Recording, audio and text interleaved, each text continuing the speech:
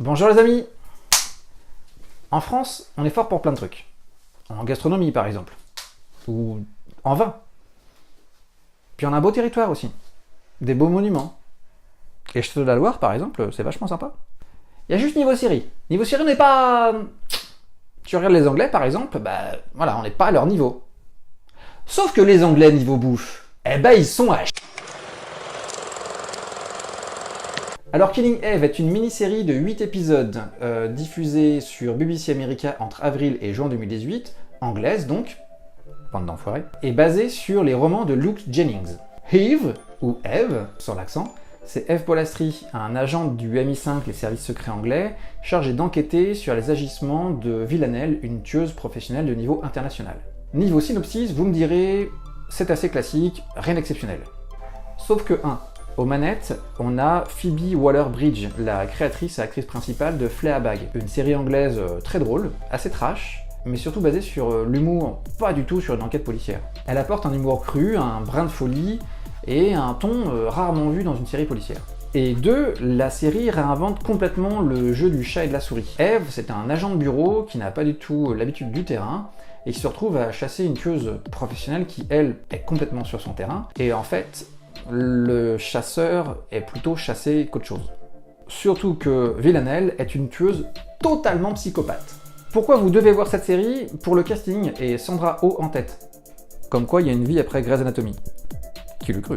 Pour le ton désinvolte et léger, pour le côté girl power, parce que tous les personnages principaux quasiment sont des femmes, et ça fait du bien. Ah oui, et les points négatifs. Alors si je pouvais donner un conseil aux réalisateurs, quand vous prenez des figurants qui sont censés être français, prenez des gens qui parlent français. Parce que là, ça se voit qu'ils sont pas français. Mais genre, ça se voit beaucoup, quoi. Je veux dire, des... Oh mon Dieu. Oh, je reprendrais bien un peu de croissant. Non, non, parle pas comme ça, non. Autre point négatif, important celui-là. Autant sur la fin de la saison, l'intrigue s'épaissit un peu, le côté espionnage, autant l'intrigue entre les deux héroïnes, l'intrigue amoureuse entre les deux héroïnes, alors on n'y croit pas, et surtout je pense que les actrices elles-mêmes n'y croient pas du tout.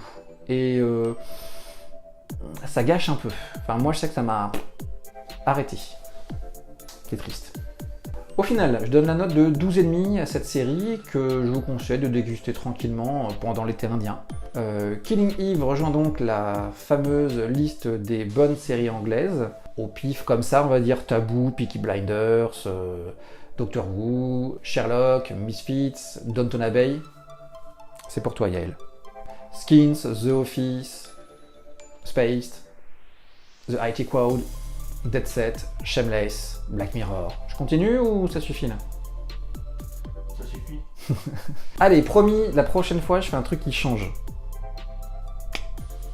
Surprise. Mais d'abord, je vais aller manger un cassoulet. Un truc bien français.